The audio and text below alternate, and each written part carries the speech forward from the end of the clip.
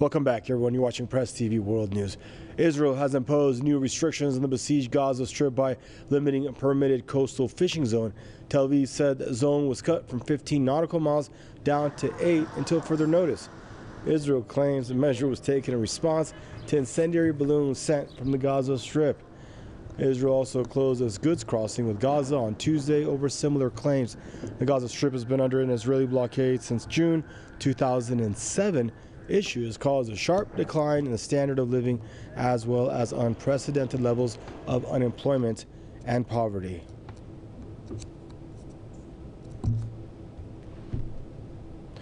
Joining us now to Belfast is Saeb Shaath, author and Middle East affairs expert. Hello, Saeb. Always a pleasure to have you on. Good to see you.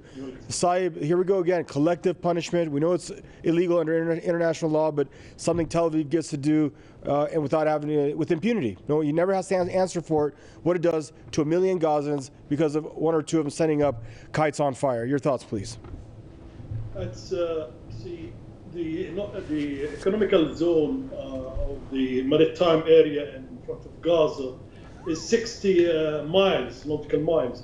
When they're talking about 15 miles and reducing it to 8 miles, and then this is a clear violation of even the maritime laws and with economical zones of area and with their own waters. So they're trying to put severe kind of restrictions on the fisheries and the fishermen who's that's where they get their livelihood from.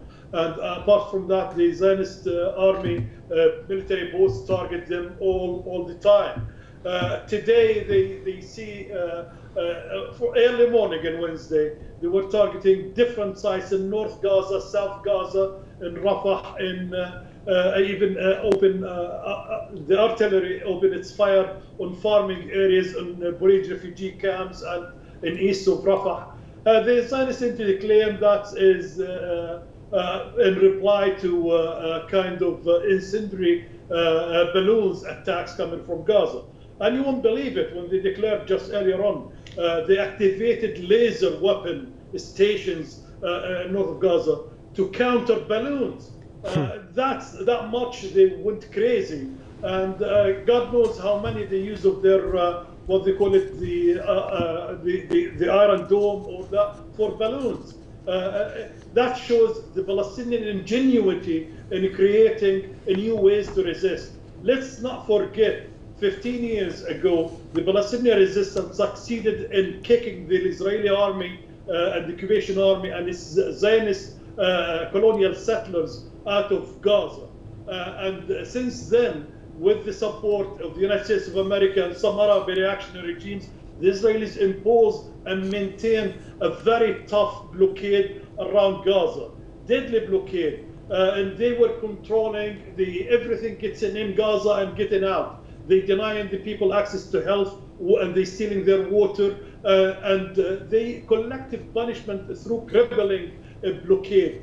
For 12 years now or over, the Gazans are exposed, repeated onslaughts, and they face damage in their infrastructure, in their health, in their well-being, and even psychological kind of warfare, which are against the 2 million population of Gaza. And let's not forget, in every 3 Gazans, 2 of them are coming as refugees to Gaza from the Palestinian cities and towns, which the Zionist entity tried to call today is Israel. And they deny them the right to return home, which is enshrined in international law, because they are not Jews. The Israelis only allow Jews to come and settle to their in historical Palestine.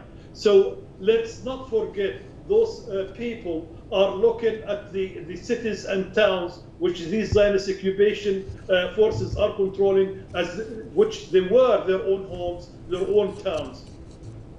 All right, Bud, good to have you on. You always grace us with so much of your knowledge that you always leave us at a loss. I want to thank you again for joining us out of Belfast there, Mr. Saeb Shaath, author and Middle East affairs expert.